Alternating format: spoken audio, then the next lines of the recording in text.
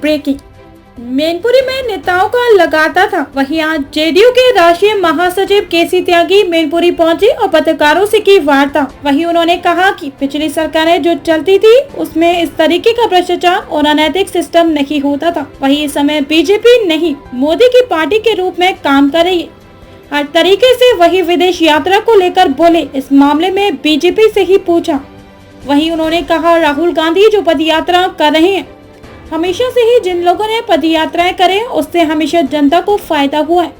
Perfect Mohammad ने भी मक्के से मदीना तक पद यात्रा की थी, वैसे ही गांधी जी ने दांडी यात्रा की और उनके साथ ही कई और लोगों ने भी पद यात्राएं की, जिसके चलते उन्होंने कहा है कि जो भी पद यात्रा करता है वह हमेशा ही कामयाब होता है। जो आजकल देखने को मिल रहा है कि जुबानी जंग शुरू हो गई है, चाहे वो किसी भी दल का नेता हो, एक दूसरे के लिए कुछ भी कहने से खतरा नहीं रहा। कैसे लेते हैं इसको? जैसे उदाहरण दीजिए, जैसे कि बाबा जी ने कहा, जैसे बाबा जी ने शिवपाल सिंह जी को बताया पेंडुलम, तो शिवपाल सिंह जी ने यहाँ के प्रत्याशी रघुराज सिंह साहब को बताया गाड़ी का कुत्ता। हम किसी भी प्रकार की, किसी भी पार्टी के, किसी भी नेता की असंसदीय भाषा के समर्थक नहीं है। ये विचारों की भिन्नता की लड़ाई है, ये वैचारिक प्रतिबद्धताओं के विरुद्ध लड़ाई है। इसमें गाली गलौज कर अपमान का कोई स्थान नहीं। सर, आपका काफी पुराना राजनीतिक कार्यकाल रहा है, आप नेताजी के साथ लंबे समय तक देखा, अब अखिलेश को देख रहे हैं। शिवपाल ने आज बयान दिया है कि अब नेताजी की जगह अखिलेश को छोटे नेता करके संबोधन किया जाए, कैसे देखते हैं इसको? देखिए, ये समाजवादी पार्टी के नेताओं को तय करना कि नेताजी का जो राजनीति में स्थान खाली हुआ उसको तो कोई नहीं भर सकता। मैं बहुत जिम्मेदारी से आपसे कहना चाहता हूँ, वो बहुत बड़े थे, बहुत बड़े थे। अगर समाजवादी पार्टी तय करती है कि नेताजी की राजनीतिक विरासत, पैसे धेले नहीं, राजनीतिक विरासत अखिलेश यादव जी को मिलनी चाहिए, हमें वो स्वीकार है, उसका आदर। शिवपाल सिंह जी ने अपने बयान में स्पष्ट रूप से ये कहा है कि जनता अखिलेश जी को छोटे नेताजी के रूप में देखती है। आप कैसे देखते हैं अखिलेश जी को? मैं भी अखिलेश जी को एक लायक पुत्र के रूप में, एक काबिल राजनेता के रूप में देखता हूं। और जो उनका कार्यकाल रहा 5 साल का, जिसमें अभी मैं गुजरूंगा आपके एक्सप्रेस हाईवे से, ये भी एक उदाहरण है। और उन्होंने ईर्ष्या, विद्वेष, जलन की राजनीति को बढ़ावा नहीं दिया जो आज है। उन्होंने भाजपा के किसी नेता के हाथ में हथकड़ी नहीं लगवाई, उन्होंने नेता प्रतिपक्ष जो थे उनके यहाँ रेड नहीं डलवाई। लिहाजा I find him a very cultured, civilised and articulate political leader. Sir, Rampur उपचुनाव में, रामपुर में भी उपचुनाव चल रहा है। आजम खान साहब ने कहा है कि 4 बार जो सरकार हमारी रही, जो अभी भाजपा कर रही है, अगर 4 बार हमने किया होता तो माँ की कोख से बच्चा निकलने से पहले पूछता बाहर आऊं या ना आऊं। कैसे लेते हैं? ये मेरी भाषा नहीं है, ये भाषा आजम खान जी की। मेरे मुंह में इन शब्दों को मत डालिए आप। क्या इस बयान के लिए क्या कहना चाहेंगे आप? नहीं, ये कुछ भी बोलने के लिए स्वतंत्र हैं और मैं भी कुछ भी कहने के लिए स्वतंत्र। बीजेपी ने जो अपने मंत्रियों की विदेश यात्राएं थी उनको सबको रोक दिया, उपचुनाव इतना जरूरी हो गया क्या उनके? ये भारतीय जनता पार्टी के मित्रों से पूछोगे तो ज्यादा अच्छा रहेगा।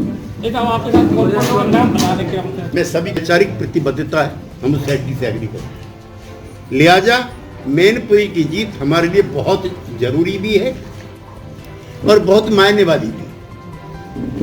नेताजी की शोक के दौरान प्रधानमंत्री से लेकर के ऐसी श्रद्धांजलि देश में शायद किसी विपक्ष के नेता की हुई हो जैसी नेताजी की हुई थी। हम आशा कर रहे थे कि डिम्पल जी यहाँ से अनअपोज जीत करके जाए। अब जो संवैधानिक, अब ये देखिए, ये तो आपकी समझ में आ जाएगा, बताने की जरूरत नहीं है। 4 दिन पहले तक सबसे लाडले शिवपाल यादव जी थे बीजेपी के। आज उनसे बड़ा शत्रु कोई नहीं है। क्या फर्क हुआ है कि उन्होंने अपने परिवार की उम्मीदवार को समर्थन देने का फैसला कर। अब रिवर फ्रंट की भी जांच हो रही है। आज हम गए थे, उनकी एजेंसी भी सारी जो सुरक्षा की थी वापिस होगी। अब उनका जो मकान है कल परसों में वो भी छीनने वाला है। भ्रष्टाचार के आरोप ईडी, सीबीआई जो भी हैं उनके खिलाफ लगने वाले। आजाद भारत में मैं तो इमरजेंसी में जेल गया हुआ आदमी, इंदिरा गांधी से भी बुरा, उसका अच्छा नहीं था। हम भी 19 महीने हथकड़ी लगवा करके रहे, लेकिन इतने ईडी के केस तो पिछले 50 साल में नहीं हुए जितने 8 साल में हो गए। और आपकी जानकारी के लिए, मीडिया के मित्रों के लिए, ईडी में अभी भी 1% आदमी की सजा नहीं हुई। उनके एसेट्स जरूर कन्फिस्केट हुए, लेकिन सजा किसी की नहीं। इसलिए समूचे विपक्ष से हम अपील करना चाहते हैं, अखिलेश यादव जी से खासतौर से इसलिए करना चाहते हैं कि नेताजी भी विपक्षी एकता के अलंबरदार थे। मैं तो 50 साल उनके साथ रहा हूँ। एरन जी जानते हैं कैसे उन्होंने उत्तर प्रदेश में जनता को इकट्ठा किया, पार्टी को इकट्ठा किया। जब पराजित हो गए काशीराम के साथ पहले, तो नेताजी नए नए अनुभव करते थे। वो जिम्मेदारी अब अखिलेश के कंधों पे भी आके पड़ी। लिहाजा हमारी पार्टी जो जनता दल यू है, उसने अपना 17 साल पुराना नाता तोड़ा। इन्हीं वजह से जो संवैधानिक संस्थाएं सब चूरमूर हो गई। कभी आपने सुना है कि चीफ मिनिस्टर कहे कि विधानसभा का सत्र बुलाओ, स्पीकर मैंने कर दे? ना, मैं कॉन्स्टिट्यूशन का थोड़ा बहुत जानकारी रखता हूँ।